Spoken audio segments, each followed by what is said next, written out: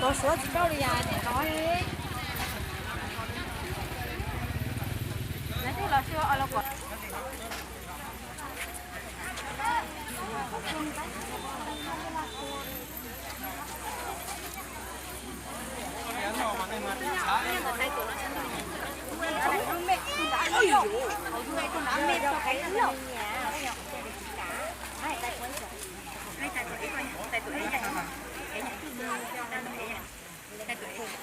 Lấy cái lao tay lửa chỉ nói được không mà.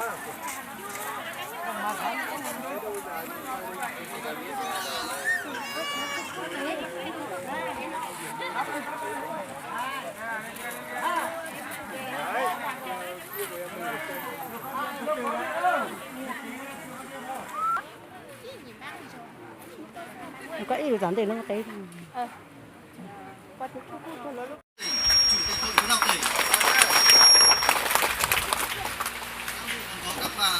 Chủ viên hội khuyến học tỉnh, các phóng viên đài truyền hình, có ân máy tỉnh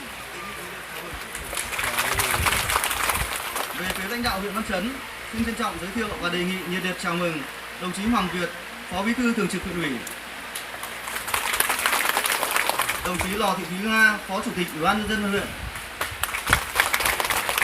Dự buổi lễ ngày hôm nay còn có đại diện Thường trực Đảng ủy, lãnh đạo Ủy ban nhân dân xã Cát Thịnh, đại diện Bí thư, trưởng thôn, các hộ dân thôn Cây Cạnh và trên 40 em học sinh tham gia cùng các đơn vị, nhà thầu thi công và ban quản lý dự án của huyện. Đề nghị chúng ta nhiệt liệt chào mừng. Kính thưa quý vị đại biểu, khách quý, thưa nhân dân, dự kiến chương trình làm việc ngày hôm nay gồm các nội dung chính như sau. Sau phần giới thiệu đại biểu, xin trân trọng kính mời đồng chí lãnh đạo ban quản lý dự án đầu tư xây dựng huyện lên báo cáo quá trình xây dựng và kết quả xây dựng công trình cầu Khe Kẹt.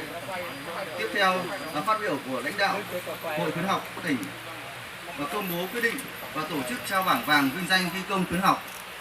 Phát biểu của đại diện Quỹ khuyến học Việt Nam và phát biểu của đại diện Tổng công ty xây dựng Thanh Hóa. Tiếp theo là phần trao biển biểu trưng của Quỹ khuyến học và trao học bổng cho các cháu học sinh và phát biểu của lãnh đạo huyện Văn Chấn. Phát biểu của đại diện người dân thôn Cây Kẹ và tiến hành nghi lễ gắn biển tên công trình và kết thúc buổi lễ. Và sau đây xin trân trọng giới thiệu kính mời